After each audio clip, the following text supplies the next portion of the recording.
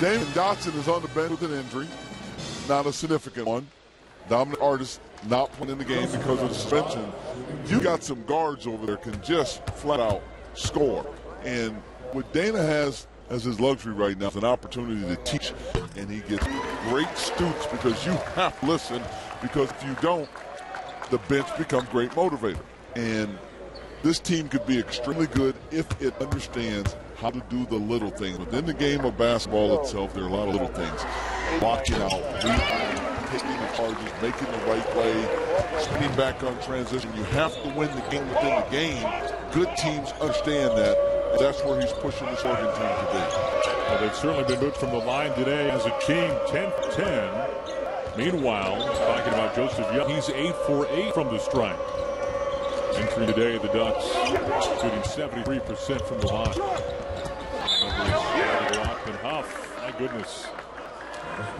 Huff has been able to slash his way to the bucket, especially in the second half.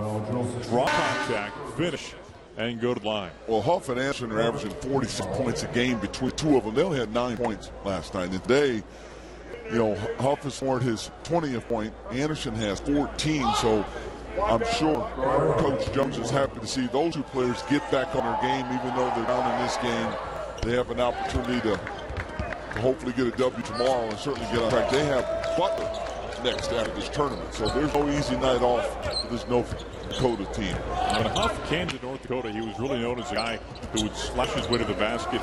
In the years since, though, he's very much refined his jumper, but today, for the most part, most of his damage has come slicing to the hoop. Entry pass underneath. There's a skip pass. Young, the fadeaway. Young with 23 today. Averaging 21 entering today's game. That put him 5th in the Pac-12.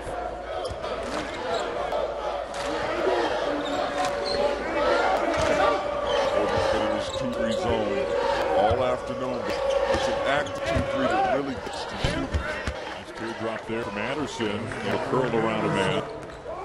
And early on, they were closing out. You were not seeing those easy teardrops, those easy drives. They were contesting everything.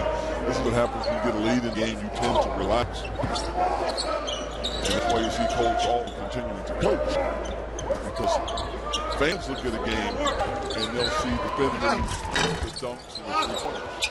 Coaches look at a game differently. We break down tape and we look for all the little things. Did you close out? Did everybody rotate at the right time? Did everybody block out? And that's where we continue to coach and demand perfection. So a lot going into these early games as we play here in day 2 of this 3-game Thanksgiving weekend tournament in Eugene.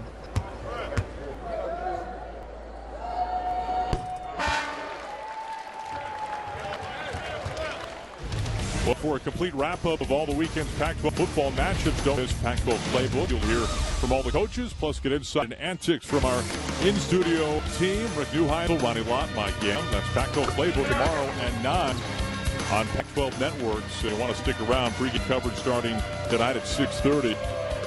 Talking, among other things, about the Iron Bowl. If you haven't heard about it, it was one for the ages. They break all that down coming up in a short while. A game that the highlights from that will be played forever. It was that good.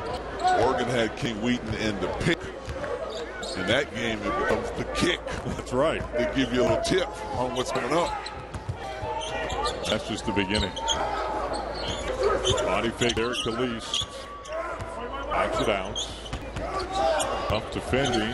Nice entry pass, contested. Put in and fall through, Marty. I like the fact that Marty and Cook are getting on their game. What I mean by that, they're getting a great rhythm. They're gaining confidence. And again, these are transfers. Marty, Cook, Khalees, and it takes time for teams to really gel and come together. Coach Altman should do it quick, but Marty's one of those players that, you know, he's finally getting some minutes here, and he's making the most of those minutes and scoring, and he's just in a great rhythm right now. He scores again. And getting back to my point, defensively, sometimes it takes you a month to learn how to play defense, or half a season or sometimes a whole season to where you can play good team defense. Dana doesn't have it at times. This group doesn't have that one. He's trying to get them to play defense now, and that's why he's so demanding that they get better. They understand they're certainly athletic enough, mature enough, because you've got transfers that have already been at this level, and the process is speeding up right now because they've got some tough games coming up, and they have to get better defensively. And really some on-the-job learning for many of the new men here in Eugene as Huff goes to the line once again. And there you can see Dotson was making his way back to the locker room after having what Ernie looked like hopefully was nothing more than a mild ankle injury. Well, I think he's okay. I think I saw Coach go down and put his hand on his back. It's okay for him to get up. We got this one in hand. He can go stretch a little bit. I like the fact that, again, that he goes out of the game and Oregon doesn't miss a beat because, again, their depth is so good. Their athleticism is really good, and their ability to score the ball. See Clay Jameson on the right. One of the best trainers in the business, has done a remarkable job here. And at one point in time with not great facilities in the backcourt. Now he's in this beautiful building with all of these facilities over here. He probably thinks, wow. Wanted to work with. Out the glass, it in.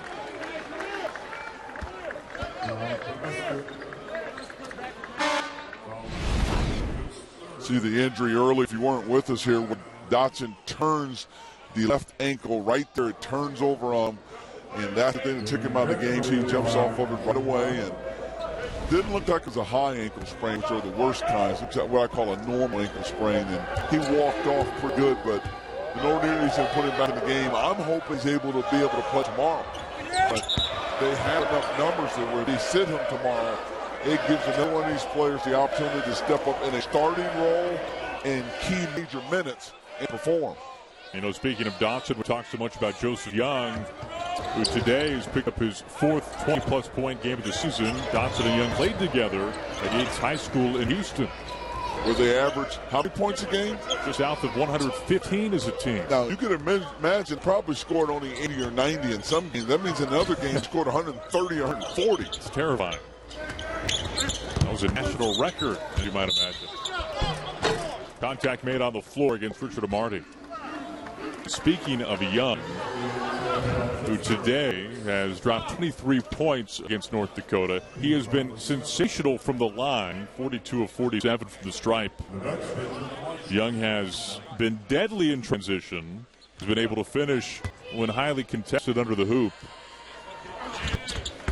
Another fine game for Joseph Young, the redshirt junior who came over from the University of Houston. Not only Young, you see Jonathan Lloyd sitting there too. He continues to climb the ladder on the assist chart as well. And number of game plays, he's close to getting into 80 wins, and a very select group of players have only had that. 5 players have done that, and then also he just passed Mike Drummond and Terrell Brandon on the all-time assist list. Huff draws the contact on the shot. Meanwhile, at the other end, that was the first missed free throw of the day for the Duck, worth noting. We talk about Jonathan Lloyd and Dana Altman's first recruit. You look at his numbers there now. Kenyon Wilkins, good friend of mine. Ron Lee, I played with. Luke Ridnour, I coached. Aaron Brooks, I coached. Jackson, I coached. Fred Jones, I coached. Here comes Jonathan Lloyd climbing that chart ahead of Terrell Brennan and Mike Drummond, another former teammate of mine. So those are some outstanding players. In fact, every player on that list is the NBA, has been in the NBA.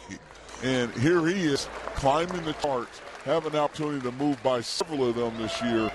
What a heady, smart floor general for Dana Altman to have. He thinks pass first, shot second. Every team needs a general like this. You say pass first, that's exactly what he did, especially yesterday. Career high 13 assists for Jonathan Lloyd, tied the second most in school history. What impact he's had on this program during his time here in Oregon. Full-court pressure from green and white. Save try there, but instead, North Dakota able to regain it for a moment at least. So North Dakota getting scrappy here near the end, but time's quickly dwindling away. Just under 4 minutes to play.